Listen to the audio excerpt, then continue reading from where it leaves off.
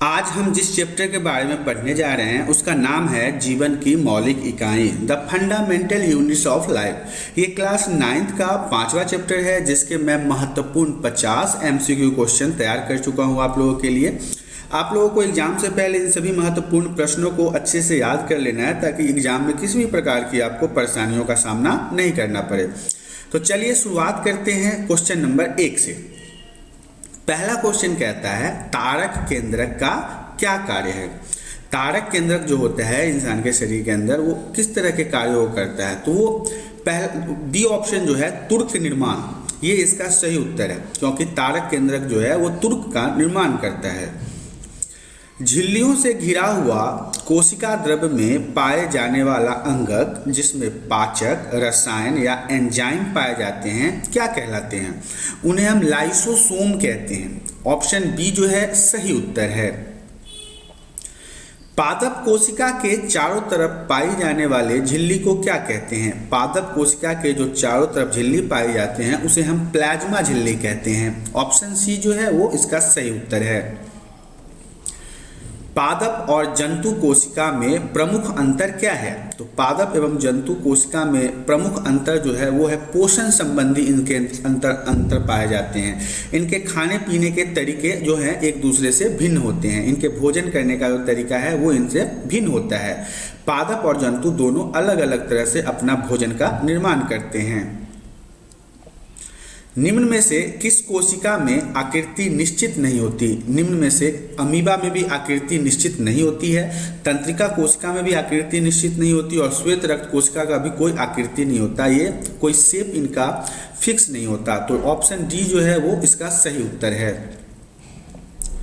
सबसे लंबी कोशिका कौन सी होती है? तो सबसे लंबी कोशिका का नाम है तंत्रिका कोशिका। यह सबसे लंबी होती है, इसलिए ऑप्शन ए जो है इसका सही उत्तर है। निम्न में से कौन शेष 3 से मेल नहीं खाता? ईआर, गोल्गी, प्लास्टिड और लाइसोसोम। तो प्लास्टिड जो है वो बिल्कुल ही अलग है, ये इन तीनों से मेल नहीं खाता है। ऑप्शन सी जो है वो सही उत्तर है। प्रोकैरियोट में नहीं होता है। क्या नहीं होता प्रोकैरियोट में? तो इसमें राइसोसोम नहीं होते, केंद्रिका भी नहीं होता, केंद्रक भी नहीं होता। मतलब ऑप्शन डी जो है ये इसका सही उत्तर है। नेक्स्ट, कोशिका झिल्ली में नहीं पाए जाते हैं। क्या नहीं पाए जाते हैं कोशिका झिल्ली के अंदर? आंतरिक प्रोटीन, वसा का स्तर, कैलिया और क्रिस्टी। क्रिस्टी नहीं पाए जाते हैं कोशिका झिल्ली में, क्रिस्टी नहीं पाए जाते हैं। कोशिका झिल्ली में क्या पाए जाते हैं? कोशिका झिल्ली में जो है ये ऑप्शन ए वाला भी पाया जाता है, ऑप्शन बी वाला भी पाया जाता है और ऑप्शन सी भी पाया जाता है। मतलब ऑप्शन डी जो है वो इसका सही उत्तर है। तारक काय कहाँ पाया जाता है? तारक काय पाया जाता है कोशिका द्रव्य में। ऑप्शन ए जो है वो सही उत्तर है। इलेक्ट्रॉन सूक्ष्मदर्शी का अधिकतम आवर्धन है कितना है? तो ये है ऑप्शन डी जो इसका है वो सही उत्तर है। 2 लाख एक्स होता है अधिकतम आवर्धन इसका। Option D is the right answer. Cell कोशिका शब्द की उत्पत्ति से संबंधित वैज्ञानिक का क्या नाम है? तो रॉबर्ट हुक ने इसका उद्घाट किया था, इन्होंने ही इसके बारे में खोजबीन की थी, इसलिए ऑप्शन डी जो है वो इसका सही उत्तर है। ईआर जुटा रहता है किससे? तो गोल्गी से भी जुटा रहता है, कोशिका झिल्ली से भी जुटा होता है, केंद्रक झिल्ली से। ऑप्शन डी जो है इसका सही उत्तर है क्योंकि इन तीनों चीज़ों से ईआर जुटा रहता है। निम्न में किसका विकास पहले हुआ? माइक्रोकॉन्ड्रिया, गोल्गी, केंद्रक, लाइसोसोम। तो माइक्रोकॉन्ड्रिया का जो विकास हुआ वो सबसे पहले हुआ था। F0 और F1 कणों में ऐसा क्या होता है कि ATP का संश्लेषण होता है? तो इसके अंदर प्रोटीन पंप पाए जाते हैं जिस कारण से ये संश्लेषित हो जाता है। ऑप्शन सी जो है इसका सही उत्तर है। प्लास्टिड के प्रकार क्या हैं? प्लास्टिड के प्रकार क्लोरोप्लास्ट भी होते हैं, एल्यूरोप्लास्ट भी होते हैं और एमाइलोप्लास्ट भी होते हैं। मतलब ऑप्शन डी जो है वो सही उत्तर है। प्रोप्लास्टिड रूपांतरित हो सकता है क्लोरोप्लास्ट में, क्लोरोप्लास्ट में भी होता है और क्रोमोप्लास्ट में भी होता है, और अगर बाहरी हिस्से में देखा जाए तो ये ल्यूकोप्लास्ट में भी होता है। मतलब कि ऑप्शन डी जो है वो इसका सही उत्तर है। केंद्रक नियंत्रण करता है किसका? कोशिका के भिन्न कार्यों को, या बी ऑप्शन जो है वो है केंद्रिका संश्लेषण को, और ये तीसरा है अनुवांशिकता को। मतलब ये तीनों जो है इसके सही उत्तर हैं। तो ऑप्शन डी में आप इसे कह सकते हैं सभी को। केंद्रक इन सभी को नियंत्रित करता है। स्तनपायी के लाल रक्त कोशिकाओं में किस अवस्था में केंद्रक नहीं होता है? तो परिपक्व होने पर इसके अंदर कोशिका की अवस्था लाल नहीं होती है, परिपक्व होने पर। आइए हम नेक्स्ट क्वेश्चन की तरफ बढ़ते हैं। कोशिकाओं की सूक्ष्म संरचना किस यंत्र के द्वारा देखी जाती है? तो कोशिकाओं की जो सूक्ष्म संरचना होती है वो देखी जाती है इलेक्ट्रॉन माइक्रोस्कोप से। मतलब कि ऑप्शन बी जो है इसका सही उत्तर है। कोशिका सिद्धांत का प्रतिपादन किसने किया था? कोशिका सिद्धांत का प्रतिपादन स्लिटेड एवं स्वान ने किया था। ऑप्शन डी जो है वो सही उत्तर है।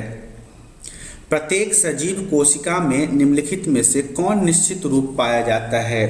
तो राइसोसोम जो होते हैं वो सजीव कोशिका में एक निश्चित रूप में पाए जाते हैं। ऑप्शन डी जो है वो इसका सही उत्तर है।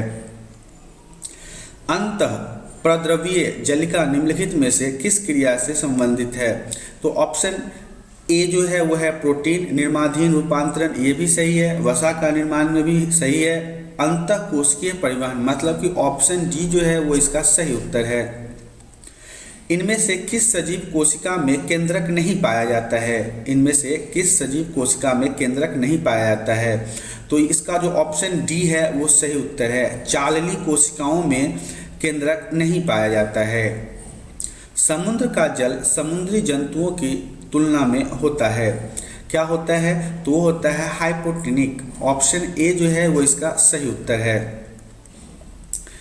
डैश में वसा का संश्लेषण होता है, SER में वसा का संश्लेषण होता है। ऑप्शन बी इसका सही उत्तर है। इनमें कौन चयनात्मक परागम्य झिल्ली है? तो इसमें कोशिका झिल्ली जो है वो चयनात्मक परागम्य झिल्ली है। ऑप्शन बी सही उत्तर है इसका। निम्नलिखित कोशिकांगों में किसे आत्मघाती थैली कहते हैं? तो लाइसोसोम को ही हम आत्मघाती थैली के नाम से भी जानते हैं। Option a is the right answer. पौधों में गैसों का आदान प्रदान किस क्रिया द्वारा होता है? तो वो विसरण के माध्यम से पौधों में गैसों का आदान प्रदान होता है। ऑप्शन बी जो है इसका सही उत्तर है।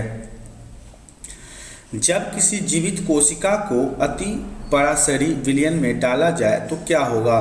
कोशिका संकुचित हो जाएगी, वो एक दूसरे से सिकुड़ जाएगी, बिल्कुल संकुचित हो जाएगी। ऑप्शन बी इसका सही उत्तर है। पौधों के मूल द्वारा जल का अवशोषण किस क्रिया द्वारा होता है? वो होता है परासरण एंडोसाइटिस। ऑप्शन बी जो है इसका वो सही है उत्तर है। परासरण एंडोसाइटोसिस के द्वारा ही मूल द्वारा जल का अवशोषण क्रिया होता है। निम्नलिखित में कौन सा गुण प्लाज्मा झिल्ली में पाया जाता है? तो प्लाज्मा झिल्ली में चयनित या अर्धपरागम्यता पाई जाती है। ऑप्शन सी जो है इसका सही उत्तर है।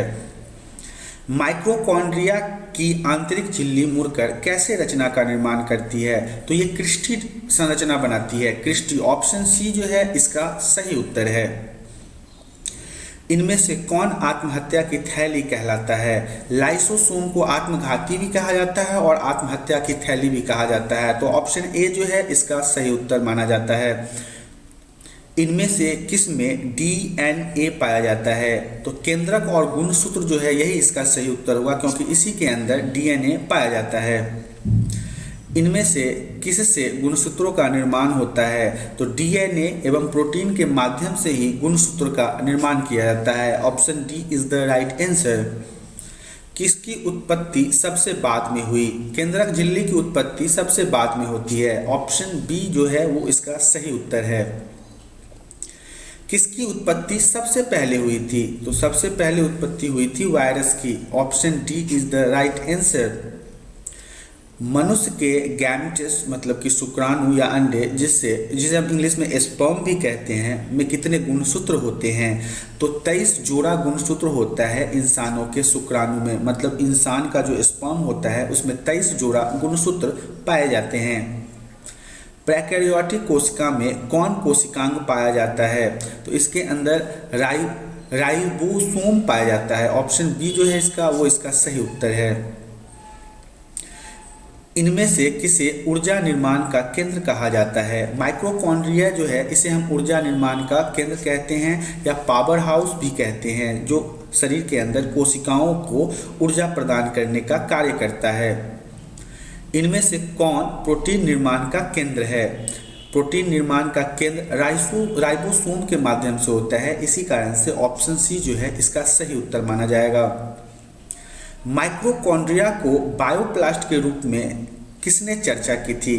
तो बेंडा नामक साइंटिस्ट जो थे उन्होंने माइक्रोकॉन्ड्रिया को बायोप्लास्ट के रूप में बताया था। ऑप्शन ए जो है वो इसका सही उत्तर है। किसने बतलाया था कि पीढ़ी दर पीढ़ी गुणों को ढोने का कार्य जीन द्वारा होता है? ये कहा था जोहानसेन ने। ये भी एक बायो के साइंटिस्ट थे। तो ऑप्शन ए जो है इसका वो सही उत्तर माना जाएगा। बहुकोशिकीय नहीं होते हैं। कौन नहीं होते हैं? तो अमीबा भी बहुकोशिकीय नहीं होते हैं, मलेरिया परजीवी भी बहुकोशिकीय नहीं होते हैं, काला ज्वर परजीवी भी बहुकोशिकीय नहीं होते हैं। मतलब ऑप्शन डी जो है वो इसका सही उत्तर होगा। कोशिका की वृद्धि किसके द्वारा नियंत्रित होती है? कोशिका की वृद्धि केंद्रक के द्वारा नियंत्रित होती है, क्योंकि यह कोशिका के मध्य में पाया जाता है और कोशिका के अंदर होने वाले सारी गतिविधियां केंद्रक के माध्यम से ही होती है। इसलिए option C is the right answer. कोशिका भित्ति होती है, परागम्य होती है। ऑप्शन बी जो है इसका सही उत्तर है। कोशिका भित्ति परागम्य होती है। कोशिका में राइबोसोम की अनुपस्थिति में कौन सा कार्य संपादित नहीं होगा? तो प्रोटीन संश्लेषण का काम कोशिका में राइबोसोम की अनुपस्थिति में संपादित नहीं होता है। ऑप्शन सी इसका सही उत्तर है। जंतु कोशिका के सबसे बाहरी घेरे को क्या कहते हैं? जंतु कोशिका के सबसे बाहरी घेरे को कोशिका झिल्ली कहते हैं। ऑप्शन बी इसका सही उत्तर है। वैसे जीवों को जिनमें केंद्र झिल्ली नहीं पाई जाती है क्या कहते हैं? जिनके अंदर केंद्र झिल्ली नहीं पाई जाती है उन्हें हम पैक्रियोट्स कहते हैं। Option D is the right answer. कोशिका द्रव्य में पाए जाने वाले अनियमित नलिकाओं के जाल को क्या कहते हैं? कोशिका द्रव्य में पाए जाने वाले अनियमित नलिकाओं के जाल को अंतःपद्रवी जलिका कहते हैं। ऑप्शन डी सही उत्तर है। रंगीन प्लास्टिड को क्या कहा जाता है? रंगीन प्लास्टिड को क्रोमोप्लास्ट कहा जाता है। ऑप्शन सी जो है इसका सही उत्तर माना जाएगा। केंद्रक में पाए जाने वाले गाढ़े द्रव्य को क्या कहते हैं? केंद्रक में पाए जाने वाले गाढ़े द्रव्य को हम केंद्रक द्रव्य कहते हैं। ऑप्शन सी जो है सही उत्तर है। किस प्रकार की कोशिकाओं में बड़ी रसधानियां पाई जाती है? ये ऑप्शन इम्पोर्टेंट है ये क्वेश्चन, इसलिए इसके ऑप्शन को ध्यान से देखिएगा। किस प्रकार की कोशिका में बड़ी रसधानी पाई जाती है? तो पादप कोशिकाएं, जिनके पादप कोशिका जो होती है उनके अंदर रसधानी पाई जाती है। ये एग्जाम में अक्सर पूछे जाते हैं, इसलिए इसे ध्यान से देख लीजिएगा। जिन किस चीज़ों से बने होते हैं? तो जिन डीएनए के खंड से बने होते हैं। Option a is the right answer. जिन किस चीज़ों से बने होते हैं? तो डीएनए के खंड से बने होते हैं। आज का हमारा इतना ही था। अब देखिए, अगर आपको इन वीडियो के अंदर बताए गए जानकारी को समझने में यदि किसी भी प्रकार की परेशानी होती है तो आप हमें कमेंट करके बता सकते हैं। हम आपके हो रहे परेशानियों को फिर से समझाने की पूरी कोशिश करेंगे। इसके अलावा यदि आपको यह वीडियो पसंद आया तो इसे लाइक कर दें और अपने दोस्तों के साथ इसे शेयर कर दें, ताकि इन्फॉर्मेशन उनको पता चल जाए और उनके एग्जाम में किसी भी प्रकार की परेशानी ना हो। इसके अलावा यदि आप हमारे चैनल पे आज पहली बार आए हैं तो हमारे चैनल को सब्सक्राइब कर लें। आज के लिए इतना ही। धन्यवाद।